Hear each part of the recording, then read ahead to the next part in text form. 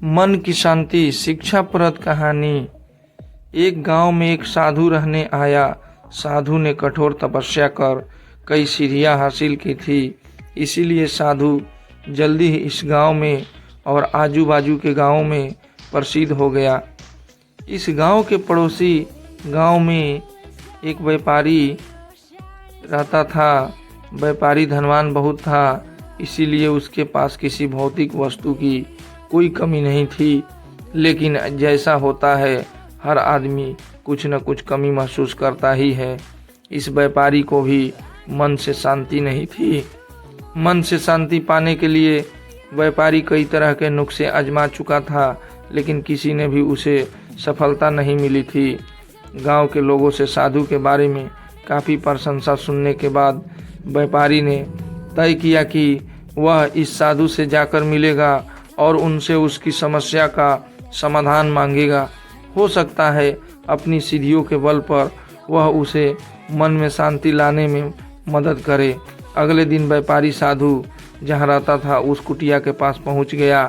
व्यापारी ने अपने मन की सारी बात साधु को अच्छे से बताई। साधु ने उसकी बात सुनने के बाद व्यापारी से कहा कि तुम्हें कुछ दिनों तक मैं जैसा कहूँ वैसा करना पड़ेगा और यहीं रहना पड़ेगा। व्यापारी किसी भी तरह मन की शांति पाना चाहता था, इसीलिए वह तैयार हो गया।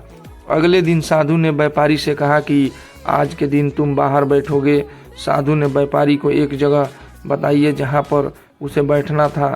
सूरज चढ़ते ही तेज धूप सेठ पर पड़ने लगी। सेठ ये देखकर हैरान था कि साधु खुद कुटिया के अंदर छाया में बैठा है और उसे धूप में बिठा कर रखा है। व्यापारी को काफ़ी गुस्सा आया, लेकिन वह किसी तरह अपने गुस्से को पी गया। अगले दिन साधु ने व्यापारी को फिर से उसी जगह बैठाया और इसी दिन उसे खाना नहीं मिलेगा, यह भी बताया। व्यापारी को समझ में नहीं आ रहा था कि ऐसा तो तू ऐसा क्यों कर रहा है। साधु दोपहर को भूखे व्यापारी को सामने बैठकर ही अच्छा भोजन खाने लगा। जैसे तैसे व्यापारी ने पूरा दिन तो बिता दिया, लेकिन भूख और गुस्से के मारे व्यापारी को पूरी रात नींद नहीं आई। वह पूरी रात यह सोचता रहा कि आखिर साधु उसके साथ ऐसा व्यवहार क्यों कर रहा है। उसे लगा कि साधु उसकी समस्या का हल बताना ही नहीं चाहता, इसीलिए ऐसा कर रहा होगा। इसीलिए सुबह उठते ही उसने अपना सामान लिया और वहां से जाने की तैयारी की। व्यापारी को जाता हुआ देखकर साधु ने उसे रोका और अपने पास बुलाया। साधु ने पूछा कि वह क्यों वापस जा रहा है। व्यापारी ने कहा कि वह जो पाने के लिए यहाँ आया था वह उसे मिला ही नहीं, इसीलिए उसका वहाँ पर रहना व्यर्थ है। साधु ने उसे कहा कि मैंने तुम्हें बहुत कुछ दिया, लेकिन तुमने कुछ लिया ही नहीं। व्यापारी को कुछ समझ में नहीं आया। वह बोला, आपने तो मुझे कुछ भी नहीं दिया।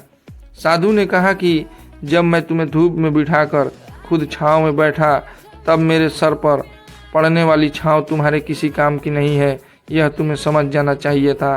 तुम नहीं समझे, तब मैंने तुम्हें भूखा रखा और तुम्हारे सामने अच्छा भोजन खाया, तब भी तुम नहीं समझे कि मेरा खाना खाने से तुम्हारा पेट नहीं भरने वाला। यही बात को आगे बढ़ाते हुए मैं तुम्हें बताता हूँ कि मेरी सीढ़ियों से तुम्हें मन की शांति नहीं मिलने वाली। जैसे तुमने अपने परिश्रम से धन का नाम रुतबा सब कमाया है, वैसे ही तुम्हें अपने मन की शांति भी खुद ही कमानी होगी।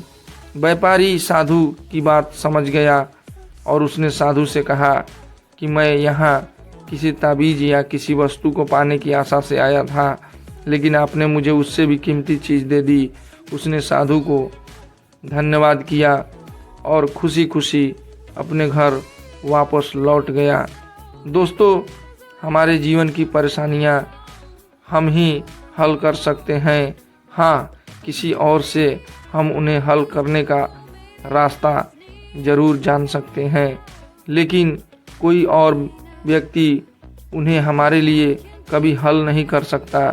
नमस्कार दोस्तों, मिलते हैं अगले वीडियो में। जय हिंद, जय भारत।